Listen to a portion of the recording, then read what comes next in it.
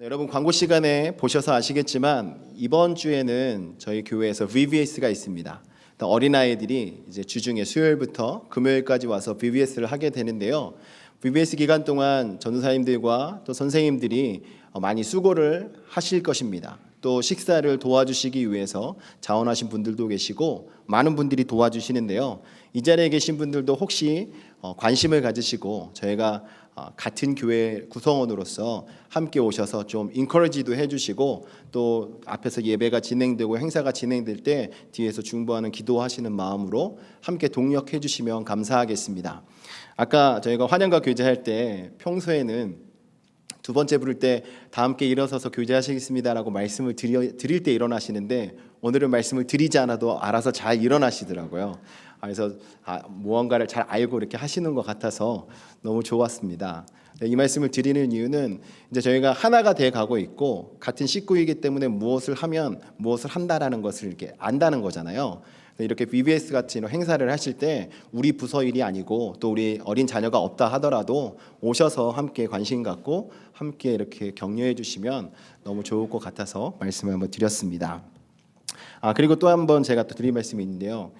5월달에 생신이셨던 분들 제가 5월달에는 축하를 안 드렸던 것 같아요. 제가 잊어버렸던 것 같습니다. 너그러운 마음으로 이해해 주시고 하나님께서 더 큰 은혜로 함께 하실 줄 믿습니다. 네, 오늘은 이 야고보서 5장 13절에서 20절까지 말씀을 가지고 말씀을 전하려고 합니다. 우리가 신앙생활을 하면서 믿음이 성장하는 데 필요한 것이 있습니다. 필요한 요소가 있는데 말씀을 배우는 것, 말씀을 연구하는 것과 또 기도의 열심이 저희들에게 필요합니다. 그리고 헌신하는 생활, 이 세 가지가 우리의 신앙생활하는 데 있어야 우리의 믿음이 생기고 자라나게 되고 성숙해 가는 것입니다. 그 중에서도 오늘 이 본문 말씀 속에서 야고보 사도는 기도 생활에 대해서 저희들에게 이야기를 하고 있습니다. 하나님을 믿는 성도가 어떤 기도 생활을 해야 하는지 그것을 저희들에게 가르쳐 주는데요. 여러분 기도는 그냥 저희가 넋두리를 한다거나 하소연을 한다거나 그냥 종교적인 형식에 의해서 하는 것이 아닙니다. 기도는 전능하신 하나님 앞에 우리가 하나님의 신실하심을 바라보며 믿음으로 하나님께 간구하는 것, 구하는 것, 그것이 바로 기도입니다. 그리스도인들의 기도는 하나님께서 저희들에게 주신 특권입니다. 하나님께서 저희들을 자녀로 삼아주시고 저희들에게 기도를 명하셨습니다. 그러면서 기도를 하라고만 하신 것이 아니라 저희들이 하는 기도에 대한 응답을 주시겠다라고 하나님께서 약속하고 계신 것입니다. 그렇기 때문에 이 기도는요, 저희가 신앙생활하면서 저희들에게 있어서 너무나도 중요한 요소이고 또 하나님과의 관계 속에서 하나님과의 관계를 계속 이어져가는 중요한 끈임을 저희들은 생각해야 할 것입니다. 우리가 하나님과 대화하기 위해서 우리는 끊임없는 기도를 해야 해요. 하나님과 대화를 해야 하나님을 알고 또 나를 알리고 물론 저희가 하나님께 말씀드리지 않아도 아시겠지만 하나님께 저희들이 저희 모든 것을 알릴 때 하나님께서는 그것을 들으시고 움직이시는 것입니다. 그러니까 하나님과 가까워지길 원하신다면 여러분 기도에 힘쓰셔야 돼요. 기도에 힘을 쓰실 때 하나님과 더욱 가까워집니다. 사람과의 관계 속에서도 우리가 옆에 계신 분과 가까워지기 위해서는 얼굴을 본다고 해서 가까워지는 것이 아닙니다. 얼굴을 자주 보아도 우리가 함께 대화를 하고 우리가 함께 말을 나눌 때 그때 비로소 우리가 서로를 알게 되고 가까워지게 되는 것이죠. 그렇기 때문에 저희가 하나님과의 관계를 생각하신다면 하나님 앞에 기도함으로 나아가시기를 주님의 이름으로 축원합니다. 우리가 기도를 할 때 우리의 생각과 또 우리의 사상과 우리의 신앙이 표현되어지게 됩니다. 그래서 기도하시는 분들 이렇게 기도를 들어보면 여러분 그분이 무엇을 중요하게 생각하고 있고 그분이 하나님을 어떻게 생각하고 있는지 어떻게 하나님을 고백하고 있는지 우리가 알 수 있습니다. 그래서 우리가 기도할 때 우리가 신앙을 표현하게 되고 하나님을 표현하고 하나님께 가까이 나아가는 것이죠. 오늘 본문 말씀 속에서는 야고보 사도가 특별히 고난의 문제 속에 있는 성도들에게 이제 기도를 하라라고 말씀을 하고 있습니다. 고난 속에 있는 이 성도들을 향하여서 지금 그 고난의 문제를 하나님 앞에 내려놓고 함께 합심해서 기도를 하십시오. 이렇게 격려를 하고 있는 것이죠. 우리가 인생을 살아가다 보면 예기치 않은 일들이 많이 생겨납니다. 그러다 보면 분노하게 되고 소리를 지르게 되고 쉽게 흥분하는 이러한 일들을 많이 겪게 되죠. 특별히 한국인들은 아주 이 부분에 있어서 강한 것 같습니다. 근데 한국인을 떠나서 공통적으로 모두가 핸들을 잡으면 이 모습들이 나오죠. 그냥 조그만 일이 눈앞에 딱 일어났을 때 내 마음에 들지 않으면 바로 화가 올라오는 것을 느낍니다. 이러한 시대 속에서 저희들이 이러한 분을 가라앉히고 또 저희들을 어렵게 만들고 힘들게 하는 이런 어려운 모든 일들을 다 맡길 수 있는 곳은 바로 우리 하나님이십니다. 하나님 앞에 이런 문제들을 내려놓고 우리의 어려움을 내려놓고 우리의 화나는 모든 요소를 하나님께 내려놓고 간구할 때 하나님께서 들어주신다는 것이죠. 그래서 야고보 사도는 저희들에게 7절부터 11절까지 이 앞서서 이야기하기로는 고난 가운데 인내하는 태도를 가져라라고 이야기합니다. 그래서 인내와 기도, 이것이 고난을 맞이한 성도들이 가져야 될 자세다라고 이야기를 하고 있는 것이죠. 그래서 어떤 일이 생겨도 우리가 끝까지 참고 견디는 자세가 필요합니다. 근데 세상 사람들도 인내를 하죠. 하지만 끝까지 인내하지 못하는 경우들이 너무나 많이 있습니다. 왜냐하면 의지하는 곳이 확실치 않기 때문에 그런 것이죠. 우리가 하나님을 믿고 의지함으로 하나님과 더불어서 그 안에서 우리가 인내할 때 우리가 모든 것을 이길 수 있는 것입니다. 하나님께서는 저희들에게 이길 수 있는 방법을 알려주시고 또 걸어가야 될 길을 깨닫게 해주시고 저희들에게 펼쳐져 있는 모든 이 현실의 문제들을 해결할 수 있도록 또 그것을 저희가 받아들이고 저희들이 신앙 안에서 이겨낼 수 있도록 하나님께서는 인도해 주시는 것입니다. 그리고 나서 저희들이 가져야 될 태도는 기도예요. 인내하는 자세와 기도하는 자세가 저희들에게 동일하게 있어야 하는데요. 인내는 세상 사람들도 시도를 합니다. 하지만 기도는요, 세상 사람들은 하지 않습니다. 사실 우리가 고난을 이겨내는 데 있어서 가장 중요하고 가장 필요한 것은 기도입니다. 하나님께 맡기는 것이죠. 그래서 야고보 사도가 오늘 이 시간에 본문 말씀 13절에서 20절까지 말씀을 통해서 어떠한 기도를 하라라고 말하고 있는지 저희가 함께 보면서요, 고난을 극복하는 기도의 생활은 어떤 것인지 우리가 함께 알아보도록 하겠습니다. 우리가 고난을 극복하기 위해서 가져야 될 자세는요, 고난을 당하는 당사자 자신이 먼저 기도를 해야 합니다. 13절 말씀에 보면 너희 중에 고난 당하는 자가 있느냐 그는 기도할 것이요 고난 당하는 자 그 사람이 기도해야 한다라고 먼저 우선적으로 가르쳐 주고 있습니다. 우리가 살아가면서 우리가 어려움을 당할 때 과연 어떤 자세를 먼저 취하고 계십니까? 이 말씀처럼 고난을 당하는 분들이 먼저 하나님께 기도하는 마음으로 기도하고 계시고 기도하는 자세를 가지고 계신가요? 아니면 어려움이 처했을 때 변호사를 먼저 찾아간다거나 아니면 그 분야에 능통한 분들을 찾아가서 조언을 구하고 있지는 않으십니까? 우리가 그리스도인으로서 저희들이 먼저 가져야 될 자세는 바로 하나님 앞에 우리의 고난을, 우리의 문제를 맡기고 기도하는 것입니다. 기도는 성도의 호흡입니다. 호흡 없이 사람이 살아갈 수 없지 않습니까? 그렇기 때문에 우리는 기도함으로써 그리스도인의 그 영적인 삶을 영위하며 살아가야 할 것입니다. 사단은 항상 저희들에게 유혹합니다. 너는 기도할 수 없어. 지금 너는 기도할 시간이 없어. 지금 네가 기도를 하고 있으면 어떡하니? 네가 조금이라도 더 열심히 수고하고 조금이라도 더 다른 사람들을 만나서 너의 어려움을 알리고 그 일을 해결해야 되지 않느냐라고 속삭이고 있습니다. 하지만 우리가 해야 할 것은 하나님 앞에 구하는 것입니다. 하나님 앞에 기도하는 것이 가장 우선적으로 일어나야 될 자세입니다. 예수님께서도 모든 것에 뛰어나신 분이었고 하나님의 아들이셨지만 항상 하나님 앞에 기도와 간구로 나아가셨습니다. 그러면서 저희들에게 구하라, 찾으라, 두드리라 라고 명령하고 계시죠. 이 말씀이 무엇입니까? 바로 기도하라라고 말씀하는 것입니다. 예수님께서도 저희들에게 너희들이 문제를 만나고 어려운 상황 속에 있다면 너희들이 먼저 해야 할 것은 아버지 하나님께 기도와 간구로 나아가는 것이다. 기도할 때 너희가 받을 수 있고 기도할 때 문제가 해결되고 기도할 때 기쁨을 누릴 수 있음을 가르쳐주고 계신 것입니다. 지금 받는 고난이 남에게 알리고 싶은 고난이든 알리고 싶지 않은 고난이든 그것이 중요한 것이 아닙니다. 가장 중요한 것은 바로 그 고난 중에 기도를 하느냐라는 것입니다. 우리가 하나님 앞에 우리의 고난의 문제를 끌어안고 하나님 앞에 기도와 간구로 나아가야 합니다. 그렇게 기도할 때 하나님께서 하나님의 뜻을 저희들의 삶 속에서 이루어 주시는 것입니다. 이 고난의 연단의 이 과정을 통해서 우리가 하나님께 기도하며 나아갈 때 하나님께서는 저희들을 위해서 예비하신 그 은혜의 길과 복된 그 길을 열어주시는 것입니다. 우리가 그렇기 때문에 고난당하는 것도 하나님의 은혜이다라는 것을 깨닫게 되는 것이고요. 하나님의 때를 간절히 기다리는 성도가 되는 것입니다. 그리스도인들에게 있어서 기도야말로 고난을 극복하는 최상의 방법, 최고의 방법임을 여러분들 믿으시고 언제나 하나님 앞에 기도와 간구로 나아가시기를 주님의 이름으로 축원합니다. 13절 하반절 말씀에 보면 이 고난의 문제를 다루면서 즐거워하는 자가 있느냐? 그는 찬송할지니라 라고 또한 이야기합니다.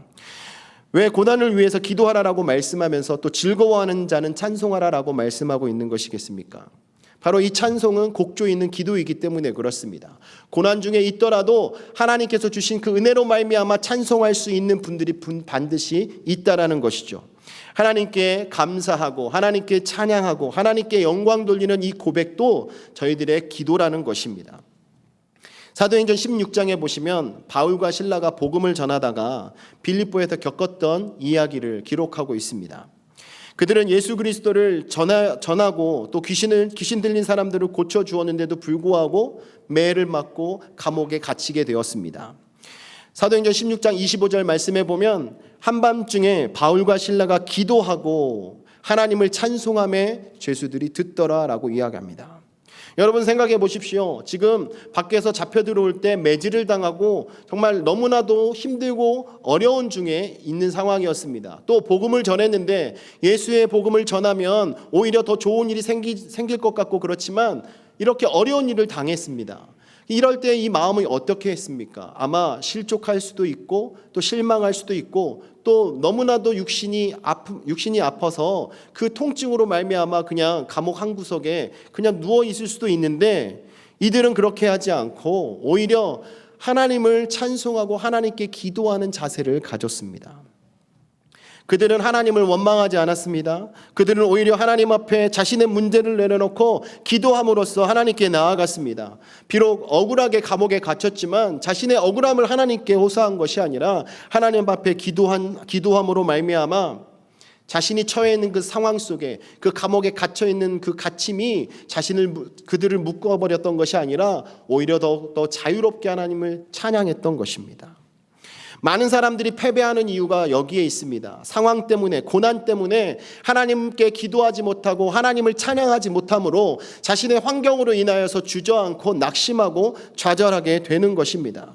우리는 그 상황을 어떻게 바라보고 우리가 그때 어떤 자세로 하나님께 나아가느냐에 따라서 우리가 그 상황을 빨리 벗어나느냐 아니면 그 상황 속에 고립되느냐 되는 관건이 되는 것입니다. 25절에서 말씀하신 것처럼 바울과 실라는 기도하고 하나님을 찬미했습니다. 그리고 그 기도 소리와 찬미 소리를 죄수들도 함께 들었습니다. 그런데 이 소리를 그 옆에 있던 죄수들만 들은 것이 아니라 하나님께서도 이 기도 소리를 들으셨습니다. 26절에 보면 이에 갑자기 큰 지진이 나서 옥토가 움직이고 문이 곧 다 열리며 모든 사람이 매인 것이 다 벗어진지라라고 말씀합니다. 바울과 실라가 기도해서 그들의 어려움, 그 고난의 그 환경을 이 두 사람만 벗어나게 한 것이 아니라 그 안에 있는 모든 죄수들의 매임이 풀어지게 된 것입니다. 고난 중에 있을 때 그리스도인이 가져야 될 자세, 그것은 바로 하나님께 기도하는 자세입니다. 시편의 내용을 보더라도 시편 기자는 자신이 처한 그 상황을 다른 사람들에게 일일이 찾아가서 이야기했던 것이 아니라 오직 여호와 하나님 앞에 간절히 간구하며 어려움을 토하며 하나님께서 인도해 주시고 하나님께서 보호해 주실 것을 간청했습니다. 그러므로 사랑하는 성도 여러분, 여기 계신 모든 분들은 어려운 일을 만날 때 힘들고 정말 내가 정말 주저앉고 싶은 그 상황이 나에게 다가온다 할지라도 그 상황 속에서 함께 하시는 하나님 앞에 기도하시는 저와 여러분 되시기를 주님의 이름으로 축원합니다. 하나님 앞에 믿음으로 간구하며 믿음으로 맡기고 나아갈 때 하나님께서는 역사하시는 것입니다. 그래서 오늘 말씀 속에서 야고보 사도는 고난당하는 당사자에게 기도하라라고 말씀하고 있는 것입니다. 우리 흔히들 착각하고 있지 않습니까? 어려움 당할 때 그래 기도하면 되니까 다른 사람들에게만 기도를 부탁하고 있지 않습니까? 정작 기도해야 될 우리 자신은 기도하지 않고 다른 사람들이 기도해 주길 바라면서 맡기고만 있지 않습니까? 제일 우선되어야 할 것은 우리가 먼저 하나님께 무릎 꿇어야 합니다.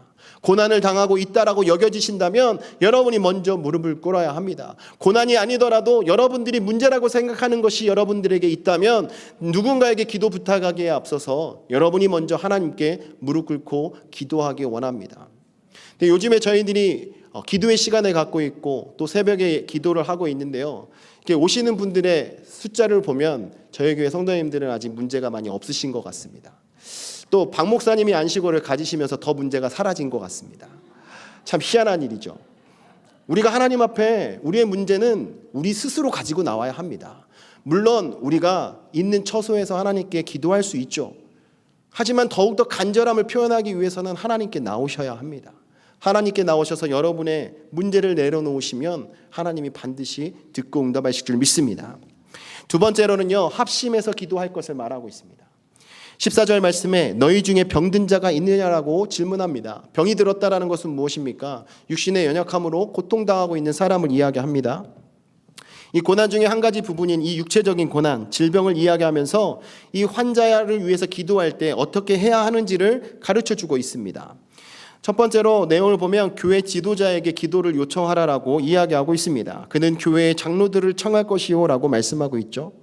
여기에 말씀하고 있는 이 장로들은요, 에베소서 4장 11절이나 디모데전서 3장 1절 말씀에 보면 감독이나 목사를 이야기하고 있는 것입니다.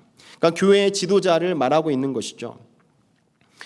교회 지도자는 13절 말씀에 보니까 고난 가운데 있는 자들과 또 19절과 20절 말씀에서 말하고 있는 진리를 떠난 자들을 위해서 기도를 해야 합니다. 이것은 성도들이 어려움을 당하고 있는 성도들이 기도를 부탁하기에 앞서서 교회 지도자로서 가지고 있는 임무라는 것이죠. 의무입니다. 그렇기 때문에 여러분들이 가지고 있는 여러 가지 문제들을 목회자들에게 또 교회 지도자들에게 기도 제목을 드리는 것은 당연한 것입니다. 여러분들의 기도 제목을 함께 나누면서 그것을 가지고 함께 기도할 때 역사는 일어나는 것입니다. 장로들, 오늘 말씀에 보면 그 장로들을 청해서 기도하라고 했는데요, 장로라고 이야기하지 않고 장로들이라고 표현하고 있습니다. 이것은 한 사람을 청해서 기도를 해서 하나님이 능력을 행하셔서 역사가 일어났을 때 그 사람이 그것으로 인해서 교만해질까 봐 하나님께서 함께 가라라고 이야기한 것입니다. 그러니까 함께 기도함으로써 하나님께서 이루시는 역사를 하나님께 영광 돌리고 그것으로 인해서 교만해지지 말라라고 하나님께서는 이렇게 가르쳐 주신 것입니다. 그리고 그들이 가서 기도할 때 14절 하반절 말씀에 보면 주의 이름으로 기름을 바르고 그를 위하여 기도하라라고 말씀하고 있습니다. 교회 지도자는 주의 이름으로 기도를 해야 합니다.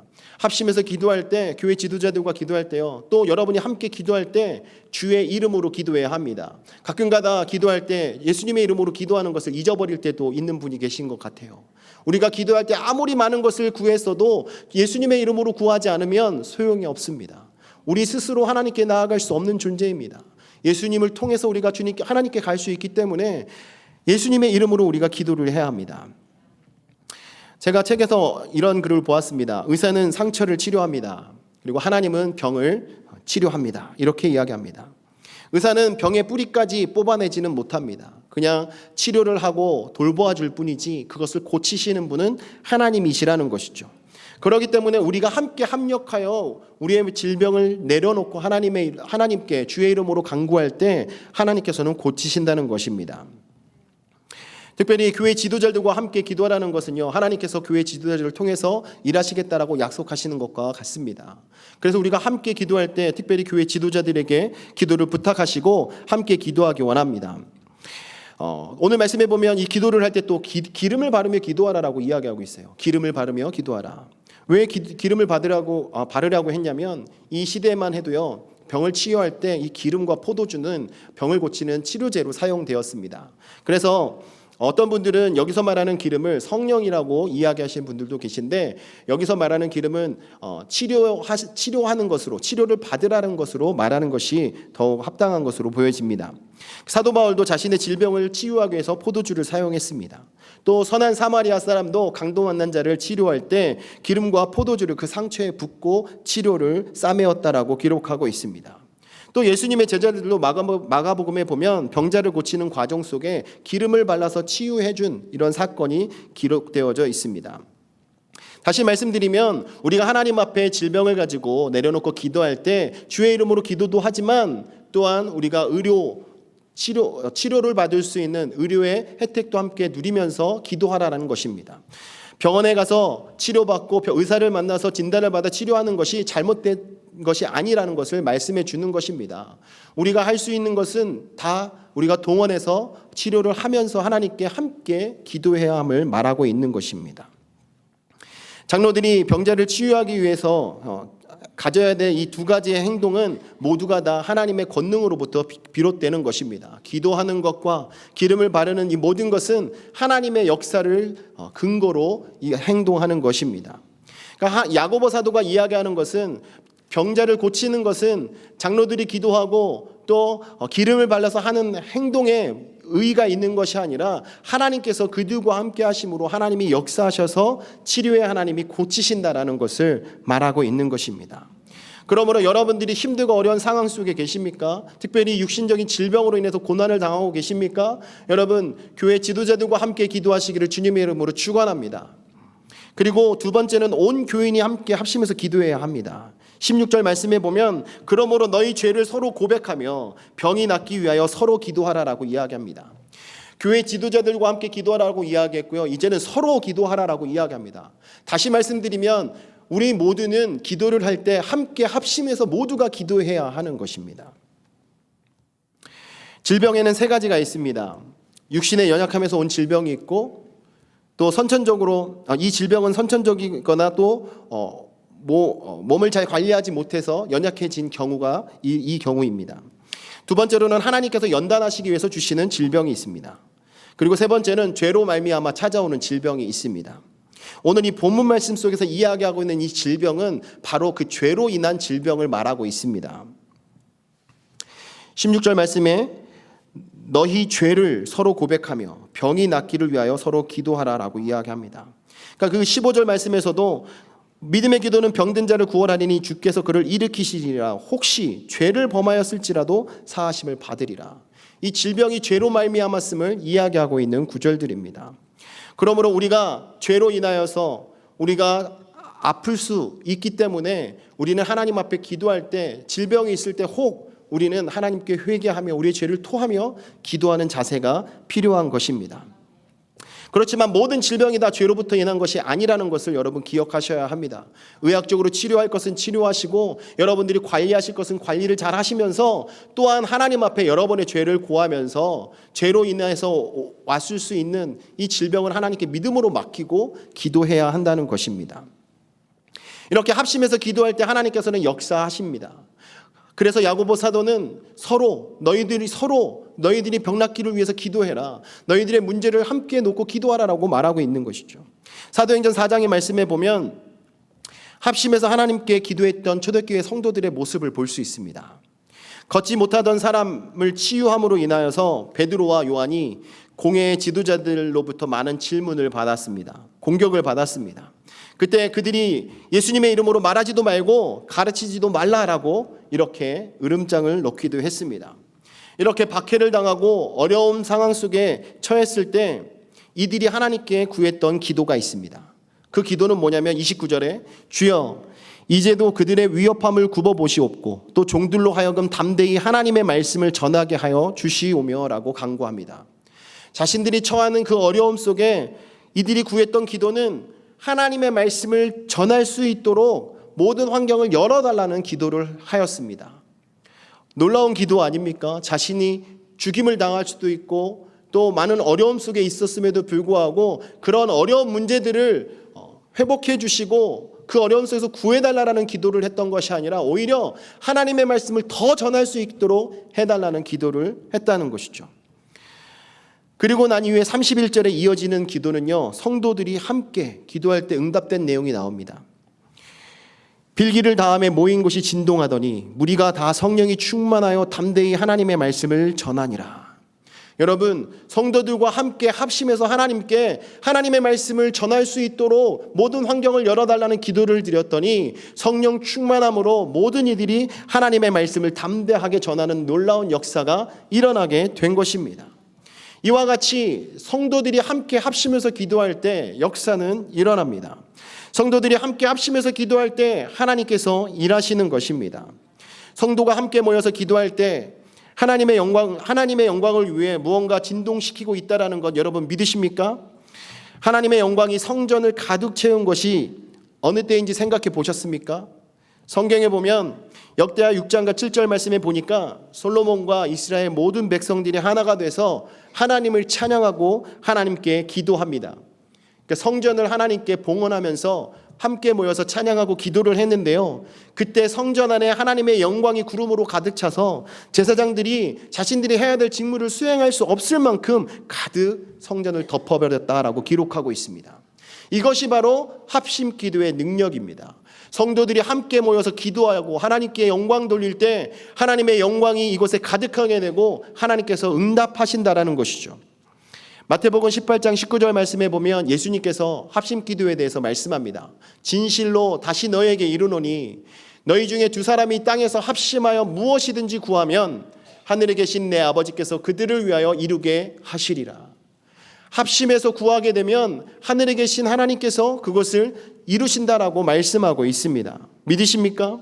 우리가 함께 합심해서 기도할 때 하나님께서는 일하시는 것입니다. 우리가 하나님께 합심해서 기도할 때 이 예수님의 약속이 성취될 줄 믿습니다. 그러므로 사랑하는 성도 여러분, 여러분들이 가지고 있는 기도 제목을 함께 나누시고 함께 합심해서 기도하시기를 주님의 이름으로 부탁드립니다. 여러분과 함께 신앙생활하고 있는 믿음의 동역자들과 여러분의 기도의 제목을 나누십시오. 또 목회자들과 기도를 나눠주십시오. 또 여러분들의 다락방장님들과 기도 제목을 나눠주십시오. 여러분들이 함께 기도할 때 여러분의 문제가 해결되는 줄 믿으시기 바랍니다. 어저께 제가 잠시 팔각정이 있는 데를 나갔는데요. 그때 다람쥐 한 마리가 전봇대를 타고 올라가는 것이었습니다. 그때 전봇대를 타고 올라가서 있는데 갑자기 새들이 난리가 났어요. 한 마리가 소리를 지르면서 그 다람쥐를 공격하기 시작했습니다. 근데 왜 공격을 하는지 처음에는 몰랐습니다. 그런데 한 마리였던 새가 옆에 있던 또 다른 새가 오고 또 다른 새가 와서 네 마리가 한 번에 다람쥐를 공격을 했습니다. 새는 아주 작은 새였어요. 손바닥보다도 작은 새였는데 자세히 보니까 그 전봇대 위에 집을 지어놔서 새끼가 그 안에 있었습니다. 그러다 보니까 새끼를 지키기 위해서 다급하게 소리를 내면서 공격을 하기 시작한 거예요. 그 다람쥐를 보니까 아주 살이 통통하게 올라가지고 덩치가 아주 크더라고요. 근데 그 다람쥐도 처음 새 한 마리가 공격할 때는 그냥 이렇게 본인도 공격하는 것처럼 이렇게 대응을 하다가 네 마리가 공격을 하니까요. 다람쥐도 우왕좌왕하면서 거기서 위아래로 왔다 갔다 이렇게 방황을 하다가 결국은 내려갔습니다. 여러분, 우리에게 문제가 생길 때 우리 혼자 그것을 가지고 기도하는 것보다 우리 옆에 계시는 믿음의 동역자들과 함께 그 기도 제목을 가지고 기도하면 그 문제는 금방 해결될 줄 믿습니다. 여러분, 오늘 야고보 사도가 기도의 제목이 있을 때, 기도거리가 있을 때 함께 장로들과 기도하고 너희들이 서로 기도하라라고 말하는 것처럼 우리가 함께 기도할 때 역사가 일어나는 줄 믿고 함께 그렇게 기도하시는 교회가 되기를 주님의 이름으로 축원합니다. 마지막으로 기도는요, 간절하게 기도해야 합니다. 간절한 기도는 반드시 응답됩니다. 17절 말씀해 보시면 엘리야는 우리와 성정이 같은 사람이다라고 소개를 하고 있습니다. 이 성정이라는 말은 헬라어로 호모이오파데스라고 이야기합니다. 이것은 신적 본성과는 구별되는 인간의 본성을 이야기합니다. 그 말은 엘리야 선지자도 저희와 똑같은 사람이라는 거예요. 전혀 다를 바가 없다라는 것입니다. 엘리야라고 해서 조금 특별한, 저희들보다 특별한 뭔가 있다라는 것이 아니라 저희와 같은 사람이라는 것이죠. 그렇게 저희들과 동일한 본성을 가지고 있는 엘리야의 그 기도의 능력, 여러분 성경을 통해서 보셨죠. 하나님께 기도했을 때 응답받는 놀라운 역사가 있었습니다. 열왕기상 18장 42절 말씀에 보면 엘리야가 하나님께 기도할 때 어떻게 기도했냐면 땅에 꿇어 엎드려 그의 얼굴을 무릎 사이에 넣고라고 이야기하고 있습니다. 여러분, 이렇게 시도해 보셨습니까? 여러분, 무릎 사이에 머리를 넣고 기도한다는 것은요, 결코 쉽지 않습니다. 또 이렇게 기도한다는 것은요, 그만큼 절박하고 간절하다라는 것을 표현하고 있는 것입니다. 또 어느 분은 요즘에 내가 필라테스를 하기 때문에 유연해서 됩니다라고 말씀하시는 분이 있을지 모르겠는데요. 기도하실 때 이 자세로 지속적으로 기도하는 것은요, 쉽지가 않습니다. 여러분 한번 시도해 보십시오. 그만큼 엘리야는 절박하고 간절했다라는 것이죠. 왜 그랬습니까? 엘리야가 상대했던 바알 선지자와 아세라 선지자는 총 몇 명이었습니까? 850명이었습니다. 850대 1로 지금 싸우고 있는 중 아닙니까?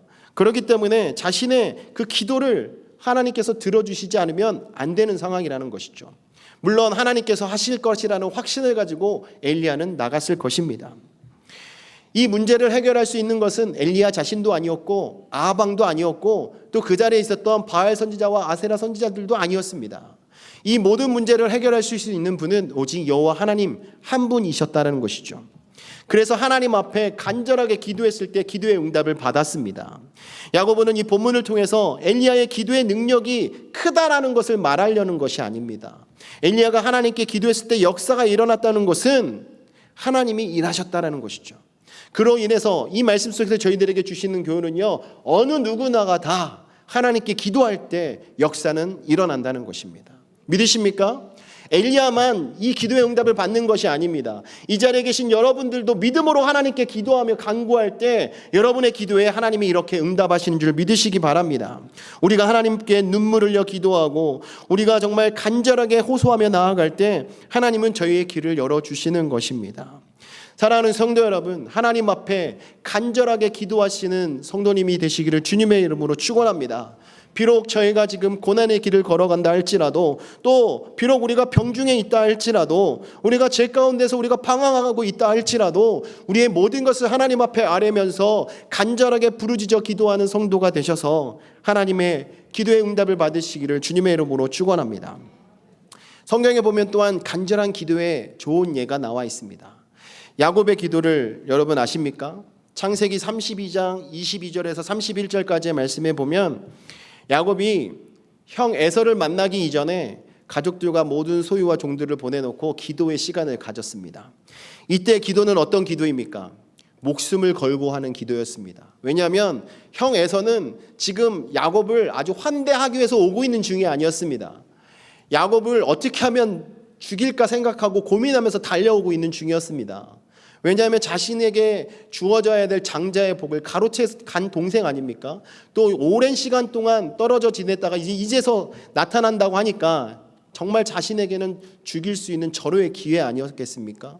그래서 에서가 야곱을 죽이기 위해서 자신의 군사를 데리고 오고 있는 중이었습니다.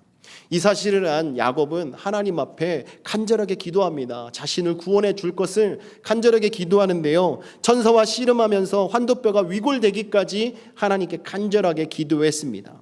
그래서 그 기도를 하나님께서는 들어주셨죠. 자신이 불구가 되면서까지 하나님께 간절하게 기도했던 야곱의 기도를 하나님께서 들어주셨습니다. 그 결과 에서로부터 용서를 받게 되고 사랑의 포옹을 하게 되고 환대를 받고 더 나아가서 고향 땅으로 돌아가서 하나님께서 약속하신 대로 하나님의 뜻을 이루면서 큰 민족을 이루게 되었습니다. 또 열왕기하 19장과 20장 말씀에 보면 히스기야 왕의 기도가 나옵니다. 여러분, 이 히스기야는 어떤 기도를 하나님께 드렸습니까? 지금 아수르 군대가 자신의 나라를 쳐들어오고 있다는 소식을 들었습니다. 또 18만 5천 명이나 되는 대군을 이끌고 와서 지금 자신을 모욕하고 하나님을 모욕하며 전쟁을 도발하고 있었습니다. 히스기야 왕은 너무나도 답답했습니다. 자신들의 힘으로 어떻게 할 수 없는 상황이었습니다. 그 당시에 아수르의 그 패권은 너무나도 강하였기 때문에 이 남유다 스스로는 어떻게 할 수 없었습니다. 흔히 정치적으로 보면 자신들에게 우호적인 나라에게 도움을 요청하는 것이 당연한 것일 것입니다. 아마 이 대신들 중에는 애굽에 도움을 요청하자 이야기하는 사람들이 있었을 것이고, 또 다른 나라에게 도움을 요청하자고 이야기하는 대신들이 있었을 것입니다. 하지만 히스기야 왕은 그렇게 하지 않았습니다. 그들이 보낸 편지를 가지고, 랍사게가 쓴 편지를 가지고 성전으로 갑니다. 성전으로 가서 하나님 앞에 탁 펼쳐놓고 그 앞에 엎드려서 하나님께 기도합니다. 하나님, 지금 저 아수르 군대들이 쳐들어와서 하나님을 모욕하고 하나님의 백성들을 모욕하며 지금 이렇게 위협하고 있는데 하나님, 저희들을 구원해 주십시오라는 간절한 기도를 올려드리기 시작했습니다. 히스기야 왕이 드렸던 이 간절한 기도를 통하여서 정말 이 남유다 왕국은 하나님의 구원을 맛보는 역사를 경험합니다. 또한 히스기야는 민족을 위해서 이렇게 기도했을 뿐만 아니라 자신을 위해서도 간절히 기도하는 시간을 가졌습니다. 열왕기하 20장 1절 말씀에 보면 이새야를 통해서 하나님께서 그에게 메시지를 전합니다. 너는 집을 정리하라. 내가 죽고 살지 못하리라. 이제 너는 죽게 될 것이다 라는 사망 선고를 받게 된 것이죠. 정말 그 당시에 히스기야 왕이 39이었는데 아직도 나라를 통치할 수 있는 젊은 나이인데도 불구하고 병들어서 죽게 되었다는 것입니다. 그 이야기를 들었던 히스기야 왕은 어떻게 했습니까? 하나님 앞에 나아가서 간절하게 통곡하며 울부짖으며 하나님께 기도합니다. 열왕기하 20장 2절 3절 내용에 보면 히스기야가 낯을 벽으로 향하고 여호와께 기도하여 이르되 여호와여 구하오니 내가 진실과 전심으로 주 앞에 행하며 주께서 보시기에 선하게 행한 것을 기억하옵소서 하고 히스기야가 심히 통곡하였더라. 하나님, 지금까지 제가 하나님께 했던 모든 것들을 보시고 저를 불쌍히 여겨 주십시오. 하나님 앞에 간절하게 통곡하며 기도했습니다. 여러분, 통곡을 하는데 기도의 소리는 어떠했겠습니까? 그 통곡과 함께 부르짖으며 간절하게 하나님께 기도하지 않았겠습니까? 이렇게 하나님께 기도드림으로 말미암아 하나님께서는 히스기야의 생명을 15년이나 연장을 해주셨습니다. 사랑하는 성도 여러분, 저희들도 이 엘리야처럼, 야곱처럼, 또 히스기야처럼 어려운 상황에 처할 때가 분명히 있을 것입니다. 그럴 때마다 저희들이 가져야 될 태도는 하나님 앞에 간절하게 기도하는 태도입니다. 여러분들이 간절하게 하나님께 기도하실 때 하나님께서는 그 기도를 들으시고 하나님께서는 저희들의 모든 문제를 해결해 주시는 것입니다. 우리의 아픔을 치유해 주시는 것입니다. 우리의 부족함을 하나님께서 채워주시는 것입니다. 그러므로 사랑하는 성도 여러분, 우리 하나님께서 우리의 기도를 들으시는 분이시라는 것을 믿으시고 그 하나님 앞에 여러분들이 전심으로 기도와 간구로 나아가시기를 주님의 이름으로 축원합니다. 사랑하는 성도 여러분, 오늘 말씀을 정리하도록 하겠습니다. 이 말씀을 통해서 야고보 사도는 고난 중에 있는 성도가 가져야 될 태도는 기도해야 된다는 것입니다. 인내도 중요하지만 인내하면서 기도해야 한다는 거예요. 기도를 할 때 남들에게 기도를 요청하고 내가 그냥 가만히 있을 것이 아니라 고난을 당하고 있는 당사자부터 기도하라는 거예요. 우리 스스로 먼저 우리의 문제를 놓고 우리가 먼저 무릎 꿇고 하나님께 기도해야 합니다. 우리가 기도하고 더 나아가서는 교회 지도자들과 함께 신앙생활하고 있는 성도들에게 기도의 제목을 나누면서 그 문제를 놓고 함께 기도해야 합니다. 아마 여기 계신 분들 중에서 중보기도팀에게 기도 제목을 주시고 기도하면서 문제 해결 받으신 분들이 분명히 있으실 거예요. 기도는 하나님의 역사를 이루는 통로입니다. 하나님께서 일하시는 길이 바로 기도하는 길입니다. 여러분들의 삶 속에서 하나님, 정말 제 삶 속에서 일하여 주십시오. 하나님, 저를 사용해 주십시오. 하나님, 저의 꿈을 이루어 주십시오. 원하시는 분이 계시다면 하나님 앞에 믿음으로 간구하며 나아가시기를 주님의 이름으로 축원합니다. 우리의 여러 가지 문제, 하나님 앞에 간절하게 기도할 때 이 모든 문제는 해결되는 것입니다. 우리 샌안토니오 ANC 온누리교회 모든 성도님들은 기도 제목이 있을 때 여러분이 먼저 무릎 꿇으시고 또 함께 신앙생활하고 계시는 여러분들 성도님들에게 기도 제목을 나누셔서 함께 우리가 기도함으로써 뜨겁게 성령이 진동하고 성령의 역사함으로 우리가 뜨겁게 주님 안에서 변화되어서 하나님의 기도에 응답을 받고 또 더 나아가서 하나님께서 저희들에게 주신 이 복음의 말씀들을 증거하며 나아가는 저와 여러분 되시기를 주님의 이름으로 축원합니다.